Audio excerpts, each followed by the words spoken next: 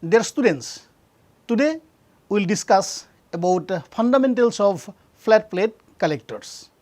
Okay? So, what is solar collectors? The solar collector is a device to collect solar energy and transform it into thermal energy by using heat transfer fluid like water, air or ethylene glycol.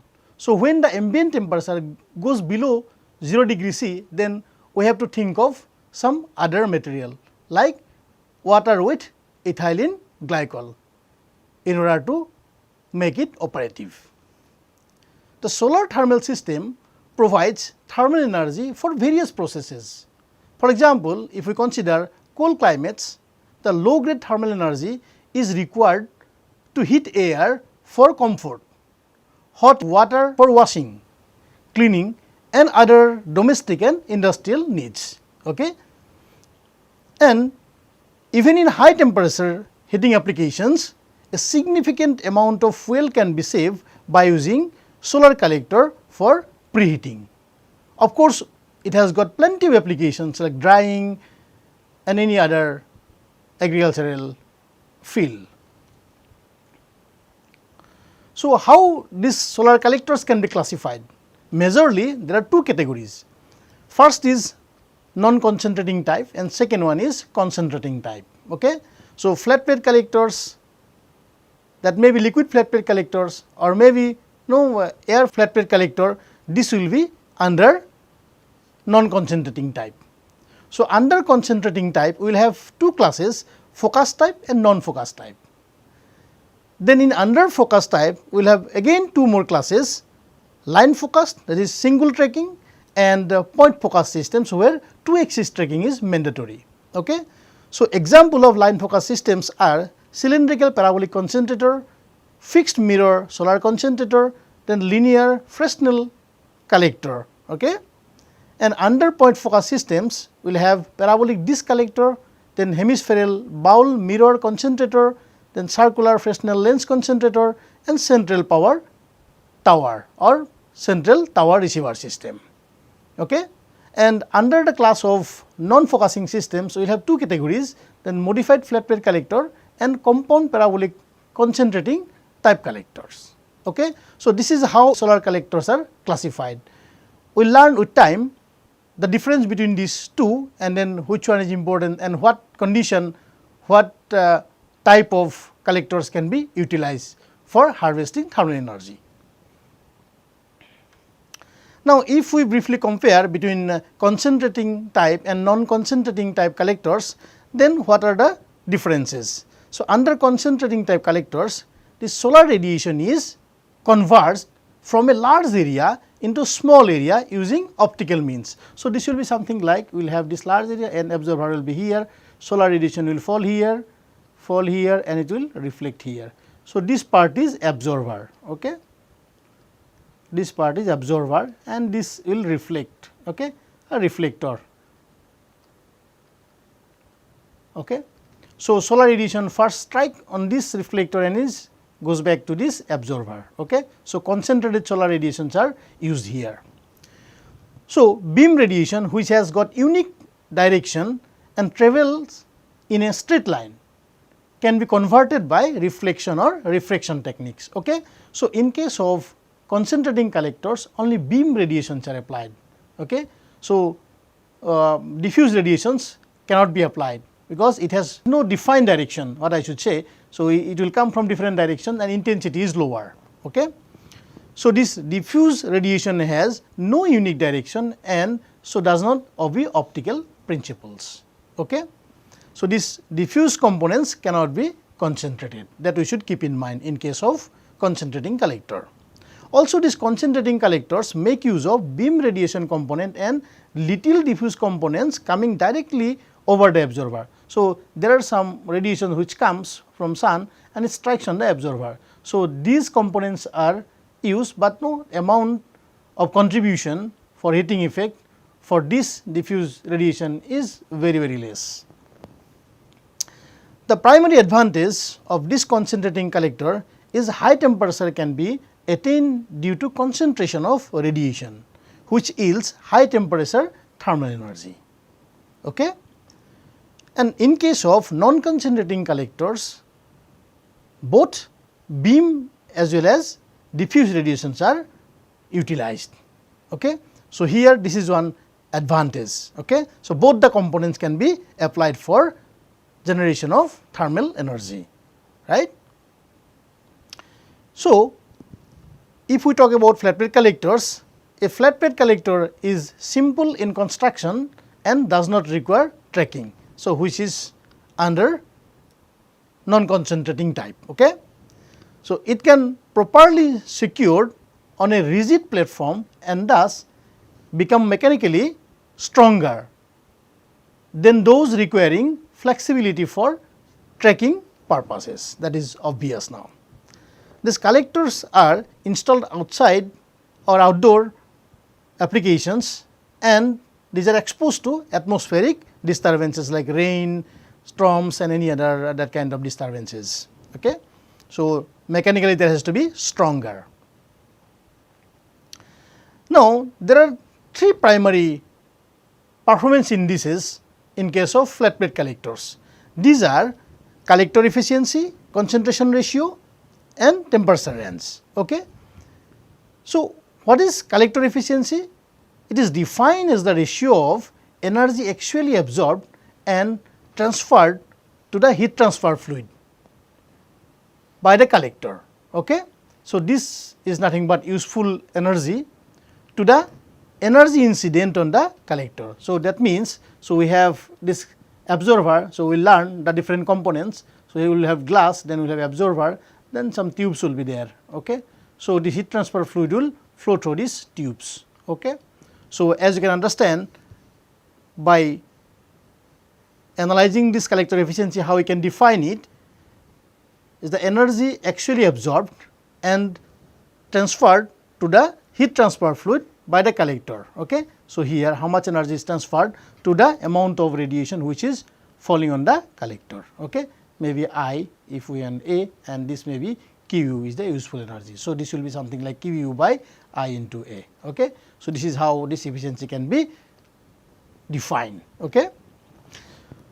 And then next important parameter is concentration ratio, which is defined as the ratio of the area of the aperture of the system to the area of the receiver. Okay?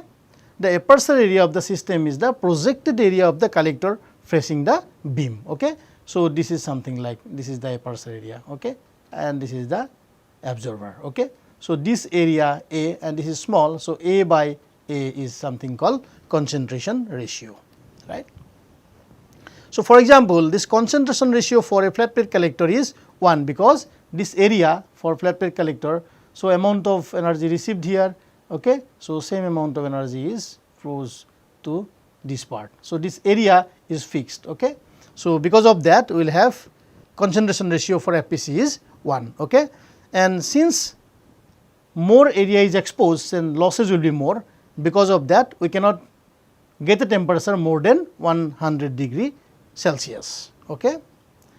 This concentration ratio for line focus system may go up to 100, okay, and its temperature varies from 150 to 400 degrees C. So, that much of heat can be generated by making this kind of collector. Okay. And then if we are interested for very high temperature application, then concentration ratio should be very high. It is in the order of 1000. Okay. So, we can go up to temperature of 1000 degrees C. Okay. So, we will study this more extensively when we study concentrating collectors. And the third category of performance indices is temperature range. So, this range of temperature to which the heat transport fluid is heated up by the collector. Okay. So, this temperature range also important, and by knowing this temperature range we can classify now what kind of collector is required to get that particular temperature. Okay. So, these indices are important to characterize a collector. Okay. Now, come to the construction of a flat plate collector. Okay. So, as far as construction of a flat plate collector is concerned, it has got 4 primary components, that is absorber plate, then tubes fixed to the absorber plate, okay, transparent cover, then collector box. Let us have a look on the sectional view of this flat plate collector. Okay. So, this is the outer side, and here the top side will have glass cover. Okay. So, here 2 glass covers are shown here. This is the glass cover 1 and this is the glass cover 2, and this is the absorber plate, and you can see the tubes, these are tubes.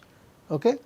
So, here what happens, same sheet is used and then extruded. Okay.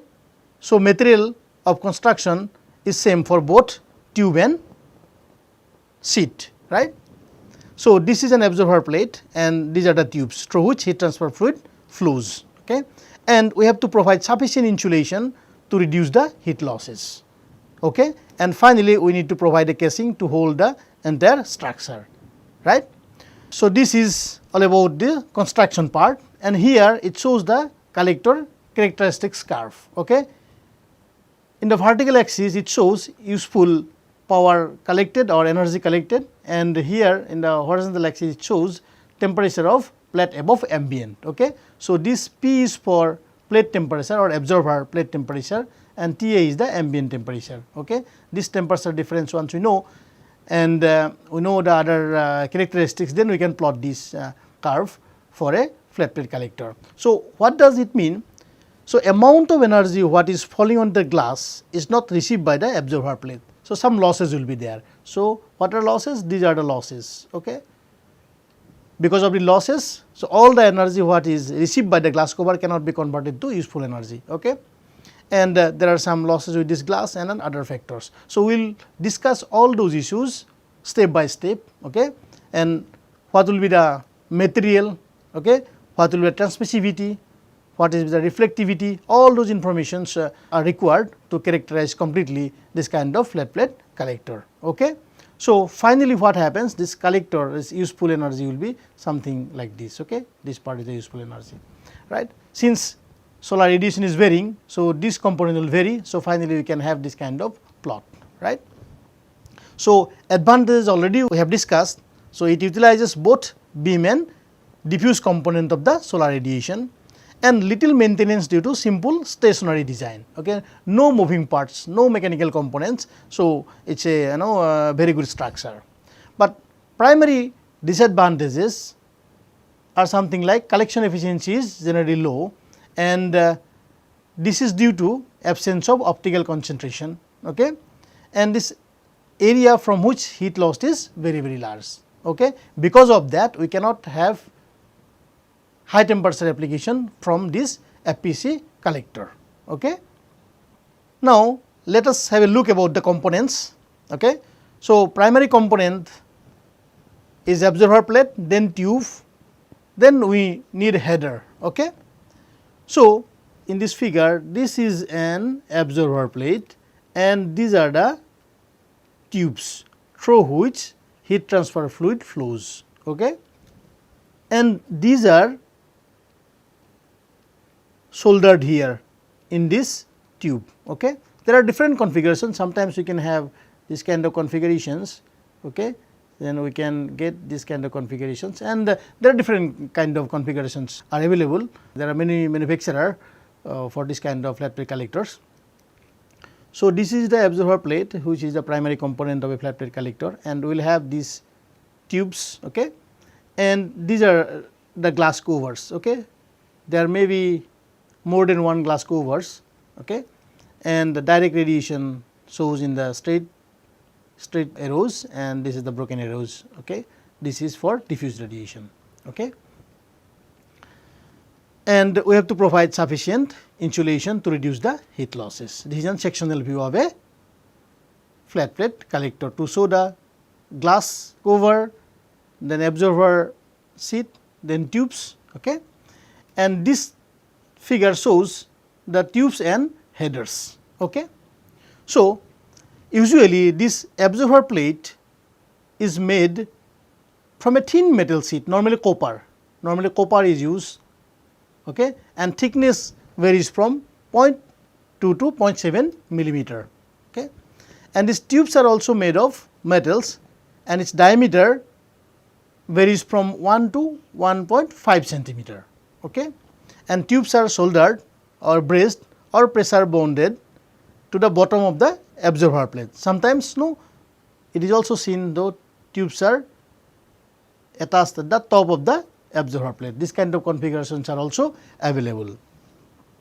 Okay. So, these header pipes which lead the liquid in and out of the collector and distribute it to the tubes are also made of copper and have slightly larger diameter. Its diameter varies from 2 to 2.5. So, these two are the headers. Okay. So, cold fluid enters here and then it distributes through these tubes, and then hot fluids are collected here, and that can be stored, and this can be utilized based on the requirement. Okay. So, these are the headers. So, these tube diameters are slightly larger than these tube diameters. Okay. So, what is the role of absorber plate? Okay. So, primary role is to absorb the maximum possible solar radiation incident on it through the glazing. Okay. So, how this can be maximized? Okay. That is the first role of an absorber plate, and then to minimize the heat losses from the absorber to the atmosphere from the top, bottom and sides of the FPC. Okay. So, when we are talking about this, when solar radiation falls here and some losses will be there, then some amount of energy will be received in the absorber plate. This may be absorber. Okay. Then what happens? Some radiation will goes back. Okay. So, re-radiation will be there. So, this losses is normally high. Okay. This is the re-radiation part which is taking place from the top of the flat plate collector, and conduction and convection losses will be there from the sides and the bottom. Okay.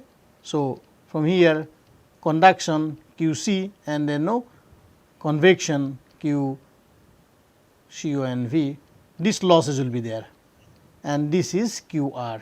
Okay. Re-radiation losses. Since these losses are really very high, so we need to do something to reduce those losses so that we can maximize the collector efficiency. And also the third role is to transfer maximum heat to the fluid. So, these are the primary roles of an absorber plate. Okay. Now, let us see about cover system. The cover should be made of a material which is highly transparent to the incoming solar radiation and at the same time opaque to the long wave re-radiation emitted by the absorber plate. So, what I said, so this is the glass cover and then we will have this absorber plate. Okay. So, when it strikes and some of the radiation goes back. Okay. So, this cover system has to be designed in such a way that this radiation should be minimized. Okay. And normally for this cover system, toughened glass of 4 to 5 mm thickness is used. Okay. Of course, nowadays plastic transparent sheets are also available, which are used in many of the developed countries because of its low cost and lightweight, but we need to see the origin of the plastic. It is originated from fossil fuel. So, it will contribute to greenhouse gas emission. So, that way we need to think the kind of material to be used for a particular application. This glass is able to withstand thermal shock as well as the impact on objects which may fall on the collector face. Okay. Normally, a gap of 1.5 to 3 centimeter is maintained between the cover and the absorber plate. So, this distance is something like 1.5 to 3 centimeter is maintained, okay, between this cover and then absorber system, right.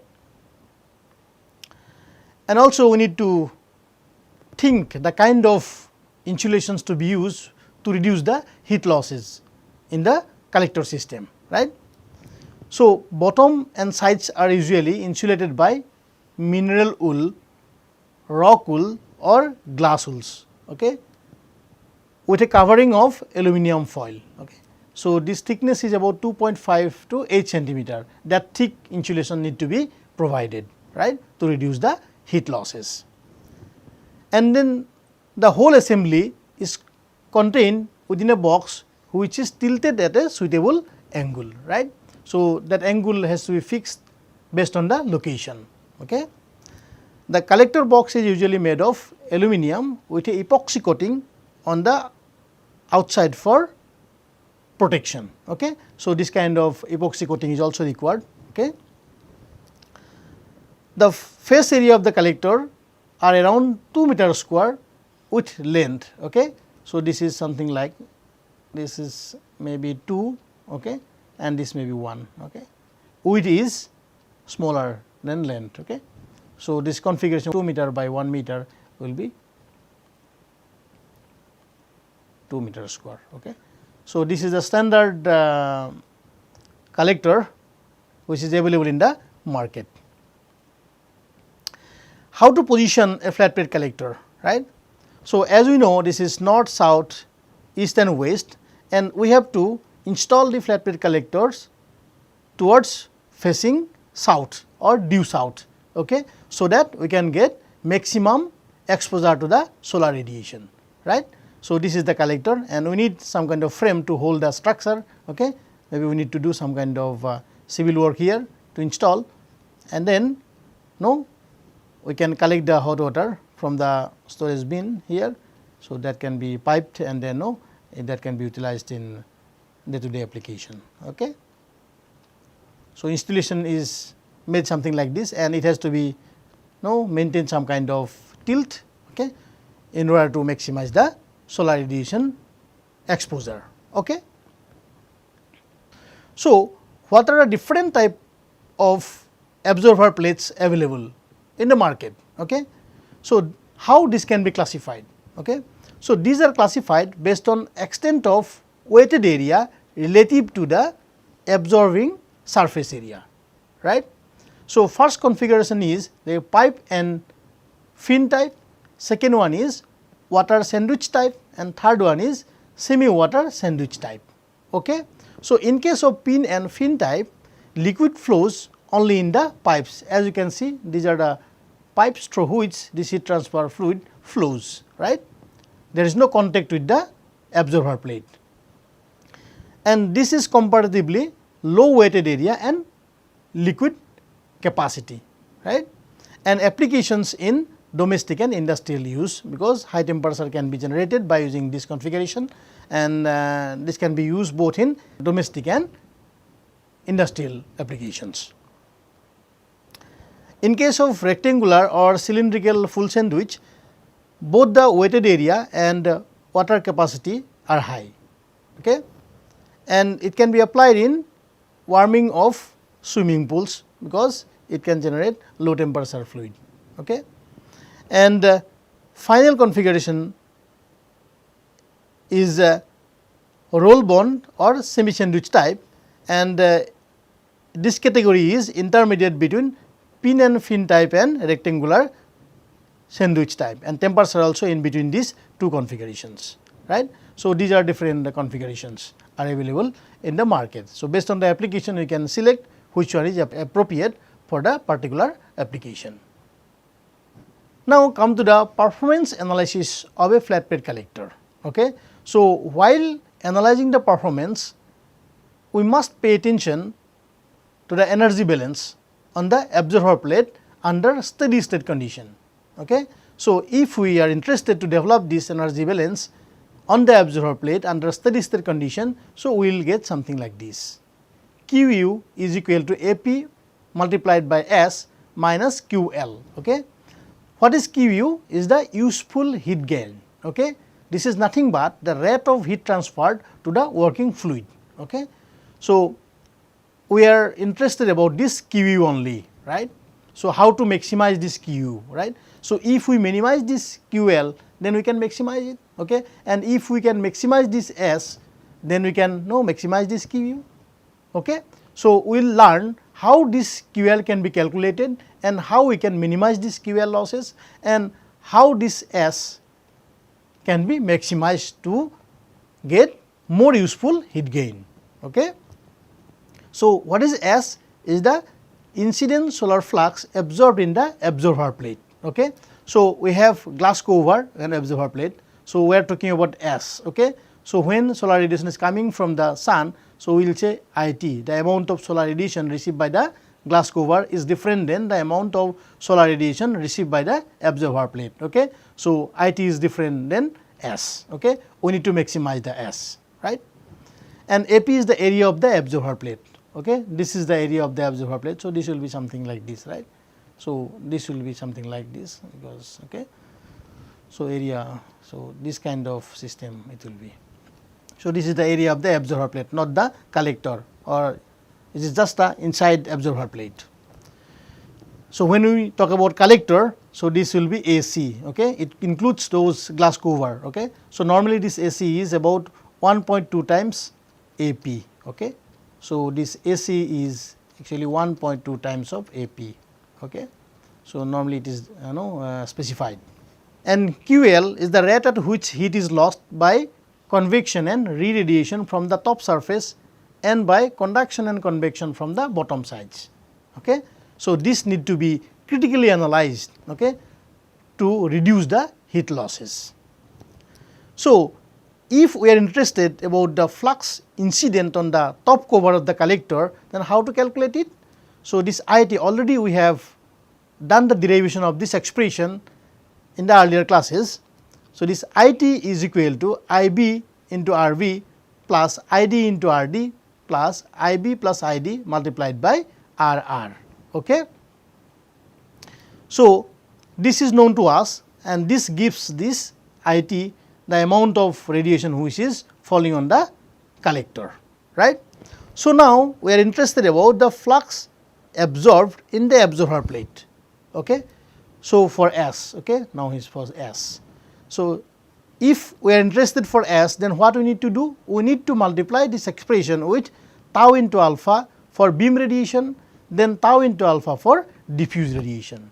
As we know, this flat plate collectors utilizes both direct component as well as diffuse component of the radiation, right. So, both the things we need to consider here. So, this tau alpha B is the transmissivity absorptivity product for beam radiation falling on the collector, and tau into alpha D is the transmissivity absorptivity product for diffuse radiation falling on the collector. Okay. So, in order to calculate S, we need to understand what is tau and what is alpha for beam and diffuse radiation. So, we must know this, then only we can calculate S and then we can calculate QU. Of course, we need to know what is QL. Okay. Let us learn how to calculate this tau alpha B and tau alpha D, right. Now, this transmissivity of the cover system. So, we are talking about this cover system only. Suppose two glass covers are here. So, glass cover 1, glass cover 2. Okay. So, we need to see how these radiations are behaving and what will be the transmissivity of the cover system. Okay. So, without knowing this transmissivity, we cannot calculate this S or amount of flux received by the absorber plate, right. So, this tau is a function of tau R and tau A. What is tau R? So, this is transmissivity obtained by considering only reflection and refraction. Okay. So, we need to rely on Snell's law, right, and this tau A is transmissivity obtained by considering only absorption. Okay. So, in order to find out this tau, then we need to use Boogers law. Okay. So, when we are interested for transmissivity based on reflection and refraction, we will use Snell's law, and when we are interested for transmissivity based on absorption, then we will use Boogers law. Okay. And these laws are applied for both diffuse and normal radiation, right. So, at what condition we can consider the tau value for diffuse radiation once you know the tau value for normal radiation at different incidence angle, right. Now, let us learn what is Snell's law. Okay? So, if we consider a beam of light what is striking on the interface, so this may be one medium and this may be other medium, maybe this is air or this may be glass for our case. Okay? So, this beam strikes on this interface at an angle theta 1, this is the angle of incidence, and this direction of the reflected beam can be demonstrated by this theta 1, which is angle of reflection. Okay? So, theta 2 is the angle of reflection because of this refractive indices. Okay? So, this direction of the incident and the reflected beams are related to each other by Snell's law. Okay? How can we define this Snell's law? Sin theta 1, this sin theta 1 to the sin theta 2 is equal to n2 if we consider the reflective index of this medium is n2 and this is for 1, okay, n1 for this medium, then n2 by n1. This relationship gives, no, if we know this n2 and n1 and theta 1, of course, we can calculate what is angle of refraction, right. And this beam has got reduced intensity, okay, this IR, because this IBN strikes and then some amount of radiation, no, goes in the other medium and then it is reflected, right.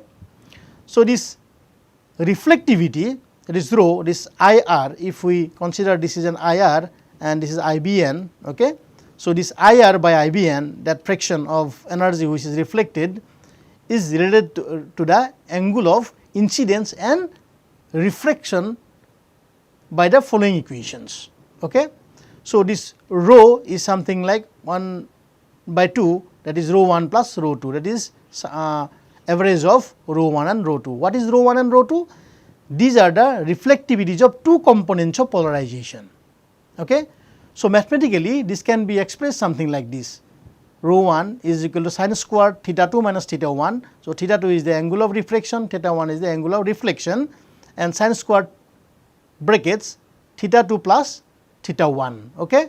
And for the second component we will have tan square theta 2 minus theta 1, tan square theta 2 plus theta 1. Okay. So, these are the reflectivities of two components of polarization. So, if you are interested to know about the polarization, please refer some standard books to know how polarization happens. For a special case, if theta 1 is 0, if this no beam of light is incident normally and theta 1 is 0, okay, then under that condition what will be the rho? Rho is equal to rho 1 rho 2, or two components of polarization will be n1 minus n2 divided by n1 plus n2 whole square. This is the expression. And similar analysis can be carried out for transmissivity, okay, tau r, okay, which is nothing but average of tau r1 plus tau r2. Okay. What is tau r1 and tau r2? They are transmissivities of two components of polarization. Okay. So, this information is very important while calculating tau. First we must know tau r, then tau a, then finally we will calculate what is tau. Okay. Now, in continuation, the considering one component of polarization of a beam incident on a single cover. Okay. So, here only single cover is used. So, this as a whole this is a glass. Okay. So, there are two interfaces, interface 1 and interface 2, okay, and there are multiple reflection will takes place.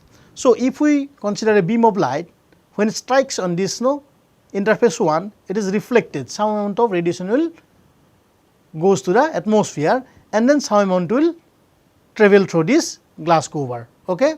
And when it strikes this interface 2, some component of radiation will again reflected and then some component will goes back to the atmosphere, okay, and some component will be transferred to the absorber. So, absorber will be here. Okay. So, this will continue infinitely, right. So, if we add these components, okay, amount of transmitted energy which is going to strike in the absorber, we can add all those components, okay, and we can sum it, and what will give this expression we will get 1 minus rho 1 to 1 plus rho 1, right. Similarly, we can do it for the other component of polarization, it will be something like this 1 minus rho 2 by 1 plus rho 2, right. So, this is a case for single cover. Okay? This is a glass cover, interface 1, interface 2, and this many things are happening inside this glass cover. Okay? If there are more number of glasses, then situation will be different. Okay? So, under that condition, we need to use these two expression, okay, for tau r1 and tau r2. Okay? So, what difference is? That is m is the number of cover. Okay? So, number of cover system, maybe 2 cover, normally 2 covers are optimum if selected coatings are not applied. Okay? We will discuss what is selective coating, what is the importance of selective coating. If we apply selective coating on this observer plate, there is one glass cover is enough to harvest sufficient amount of energy. So, now come to the transmissivity based on absorption. Okay? So, this is obtained by assuming that attenuation due to absorption is proportional to local intensity. Okay? So, which law tells about this? It is a Boogers law. Okay?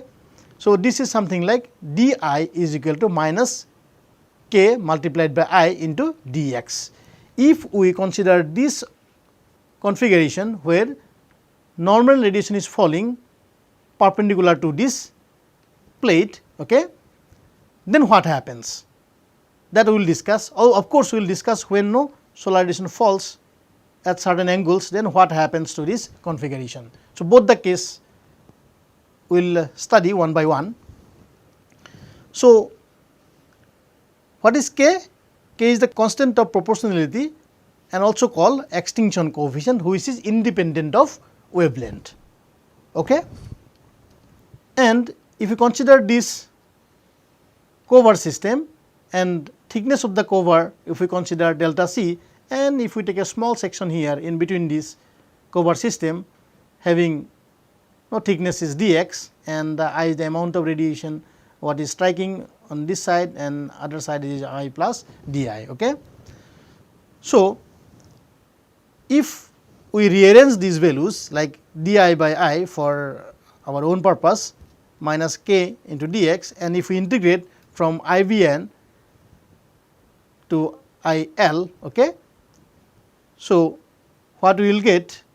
We will get this kind of expression, and finally, we will get this, and then we will have IL by IBN is nothing but tau A, which is equal to exponential of minus k into del C, right. So, this extinction coefficient is property of the cover material, right, but it is independent of the wavelength, and its value varies from 4 to 25 for glass. Okay? So, lower value is always desirable for this kind of applications, because it will give more transmitting rays. Okay? So, here what happens? This is the incident beam intensity, and IL is the intensity of outgoing radiation. Okay? So, we can relate these two and we can find out what will be the tau A, that means transmissivity based on absorption, right, when the beam radiation is falling normally. Okay? So, if the beam radiation is falling at certain angles, then what will happen to the expression of transmissivity due to absorption. Okay? So, our exercise goes something like this. When the solar beam is incident at an angle of theta 1, so this is the angle of incidence theta 1 with the normal to the horizontal surface, and the path travel through the cover would be, so this is theta 2 is the angle of refraction, right. So, this thickness is delta C, already we know, and this is the length. If we point this as A and this point may be B, so what we can write AB, this cos of, if this is theta 2, this is also theta 2, okay. Cos of theta 2 is delta C. So, AB will be delta C by cos of theta 2, right. So, we use that same equation di by I is equal to minus kx, and we integrate both the sides. Okay. Now, distance will be 0 to delta C by cos of theta 2. Okay. So, if we do the integration, so we will get something like this, and di by I is ln of y from IBN. So, So, this from IBN, this is IL. So, integrating is from IBN to IL, and then minus k into x, okay, because integration of dx is x, it will vary from 0 to minus del c 2 cos of theta 2, and if we substitute there, then we will get this kind of equation. And if we are just to know about IL by IBN, then this will be something like exponential of minus k del c by cos of theta 2. Okay. So, this above equation is nothing but representing the transmissivity due to absorption when this beam radiation is falling at certain angles, okay, with the normal to the horizontal surface, right. So, this expression will be something like IL to IBN is equal to tau A, which is nothing but exponential of minus k del c by cos of theta 2. Okay. So, once you know this, we can also calculate tau, then rho, and then we can calculate the transmissivity of the cover system. So, this is R, okay, and this is tau, right. So, how this solar radiation propagates to glass window. Okay. So, if we consider this is a glass window and solar radiation is coming from the sun and it passes through this glass cover, and then what happens inside this collector. This is an absorber, okay, which is long wave radiation will come out once it strikes, and this is a absorber, this is a blackened surface, normally it absorbs the radiation. Okay. So, what happens, this phenomena is presented here. Okay. This is the energy which is coming from the sun striking on the glass cover, and then it goes inside the flat plate collector, and then long wave radiation emitted by the absorber, okay, and then it goes out some of the radiation from the glass cover. Okay. So, that is how it shows how the solar radiation propagates through glass window. Now, this transmissivity for diffuse radiation. Okay. So, what we have discussed so far, it was transmissivity for normal radiation. Okay. So, this diffuse radiation is equivalent to beam radiation coming at an angle of 60 degree. Okay. So, if this angle, so this is the system, and if this angle is 60 degree, okay, so then what we can consider, so it is a value for diffuse radiation. This angle is arrived at by considering the variation of transmissivity and assuming that the amount of diffuse radiation coming from all the directions is same. Okay. So, under that condition we can do this, okay, because it is very difficult to predict, because it has no direct direction. Okay. So, it is anisotropic. So, we can also plot this variation of tau r, tau a and tau for this example. Maybe if we can take glass, then number of covers, then thickness of each cover, then reflective index of glass relative to air is 1.52, extinction coefficient is 15. Okay. So, we can develop this plot by varying the angle of incidence. So, we can use the equations what we have discussed, and we can generate this kind of plot for tau, tau r and tau a. Okay. So, at this 60, so once we got this value here, so the radiations which is coming at an angle of 60 can be considered now radiation value for diffuse radiation. Okay. So, let us do one exercise to strengthen our understanding how to calculate this tau. So, in order to calculate tau, we need to know what is tau r and tau a and those other components. Okay. So, taking the same problems and taking the angle of incidence 30 degree. So, let us now calculate what is rho 1. So, already we know what is sin square theta 2 minus theta 1, okay, and then sin square theta 2 plus theta 1, and rho 2 is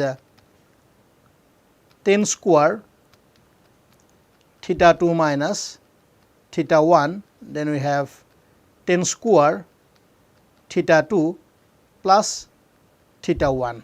Okay. And also we know the tau r 1 and tau r 2. Okay. So, what is tau r 1 and tau r 2?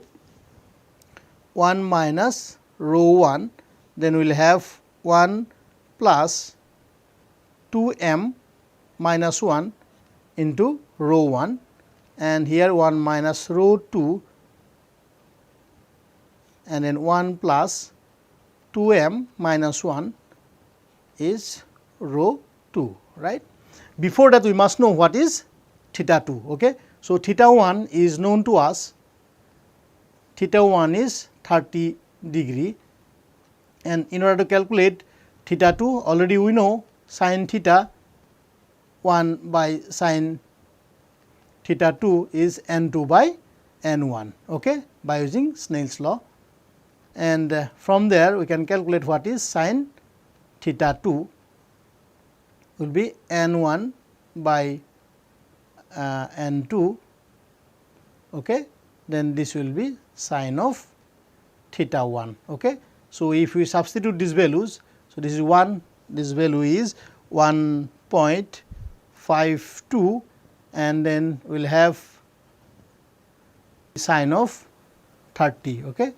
So, this will give theta 2 is something like sin inverse of this value once it is calculated. So, this value, this will give a value of 19.20 degree. So, theta 2 will be 19.20, right. So, now if we substitute this value here, theta 2 and theta 1, okay, theta 1 is known as 30, and then theta 2 we have calculated is 19.20. So, this value once we calculate, this will be 0.613, and this value is 0.0634, okay. So, once we utilize this here, so in this expression 1 minus rho 1 is 0.613 divided by 1 plus how many covers? 2 covers are there. So, 2 into 2 minus 1 into 0.613. Similarly, we will have the value for tau r2. So, this is 1 minus 0.0634. I think this is somewhat wrong. These values I think 0.0613,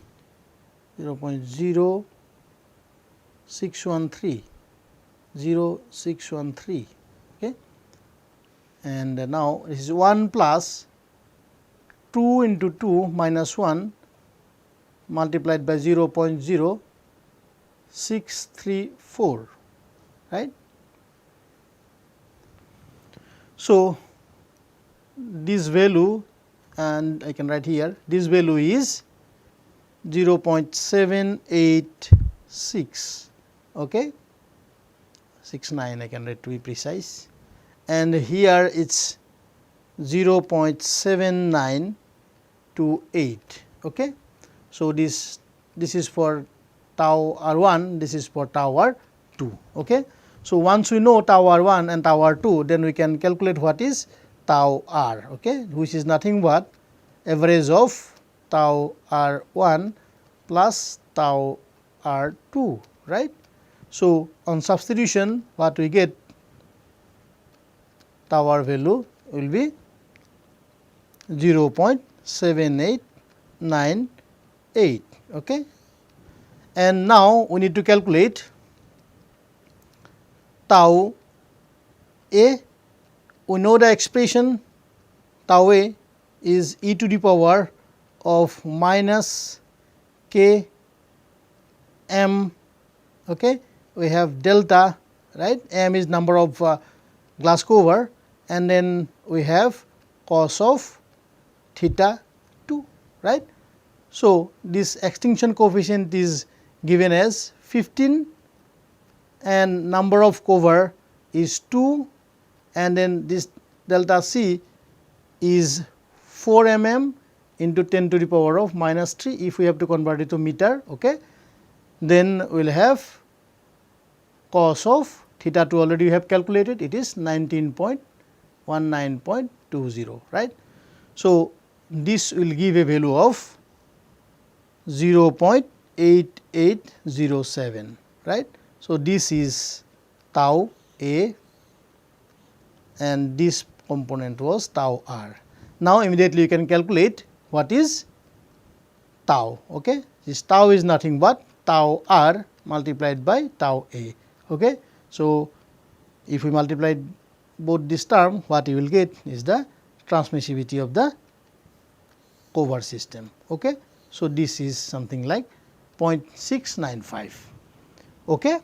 So, we should not confuse about this m. M is the number of coverts.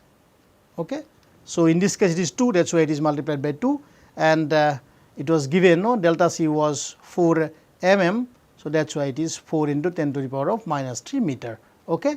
So, on substitution what we get is tau a, and finally, what we have calculated is tau. Okay. Its value is 0.695, that is transmissivity of the covert system, right. Now, let us also learn about transmissivity absorptivity product. Okay. So, which defines the ratio of flux absorbed in the observer plate to the flux incident on the covert system. Okay. So, if we consider a beam of light and it transmitted through this covert system, and maybe this tau what we have calculated now, this tau will introduce here and it will strike on the observer plate. Okay. Once it strikes on the observer plate, what happens? It is reflected. Okay. Some component will be absorbed here. So, this alpha will come here, some absorptivity will be there. So, what happens? We need to maximize this alpha. Okay. How to maximize it? Then we will discuss. Okay. Like we need to apply some kind of coatings here. Okay. So that we can maximize the absorptivity, right. And when it travels through this line, again it will move out from the covert system, some losses will be there, and from that again it will be reflected back to the absorber. Okay. Then it will absorb some component, and again it will reflect some component, and it will goes off from the covert system, and from that again it will come, and it will continues infinitely. It will continues infinitely. Okay. So, if we sum these values, then what we will get? That much of energy will be absorbed in the observer plate. Okay. So, that net fraction absorbed will be something like this. So, this component is common. So, we can take common from all the expression, and we can make this kind of summation, right. So, what is rho d here? So, this is a diffuse reflectivity. So, that has to be calculated. Okay. So, normally what happens, this diffuse reflectivity of the covert system is considered to be 0.21 if two glass covert systems are used, and 0.15 for single covert system if it is used in operation, right. And this rho d can be found by determining the value of tau a multiplied by 1 minus tau r for the covert system for an incidence angle of 60 degree. So, this is the procedure by which we can calculate what is rho d. Okay. So, once we know this rho d, then we can substitute here, and these values are known. Okay. This has already been calculated. This is the property of the material. Okay. What is used as the observer plate, and when some kind of coatings are applied, so we must know what is the absorptivity of the coating or selective coating. Okay. And this is known. So, we can calculate what is the net fraction of radiation absorbed in the observer plate, right. So, this is how we can calculate. Okay. And this we need to understand very carefully, then only we can feel how a flat plate collector can be designed and what is the complexity in designing a flat plate collector.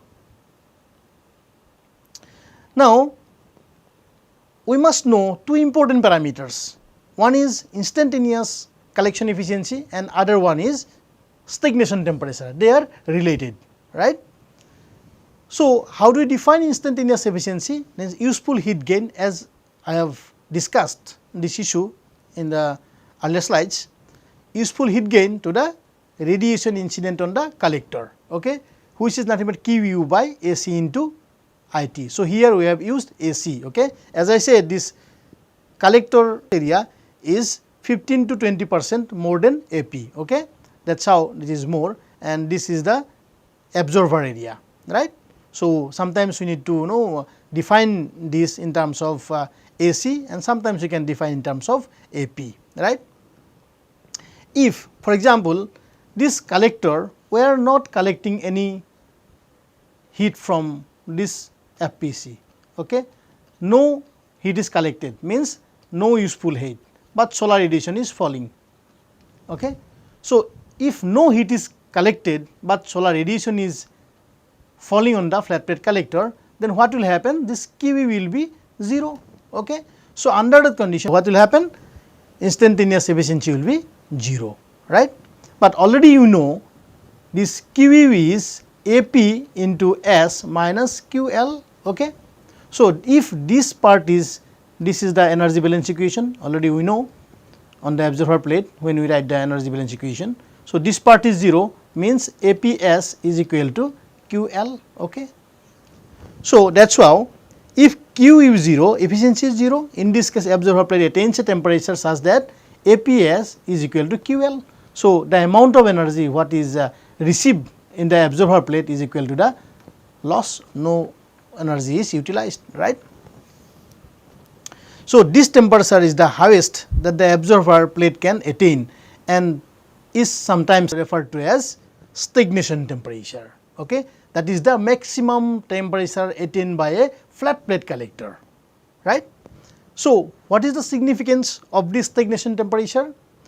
So, this is an useful indicator for comparing different collector designs. So, once we know the stagnation temperature of a particular flat plate collector, we can compare the performance with the others, right. Also, this is helpful in choosing proper material for construction of collector.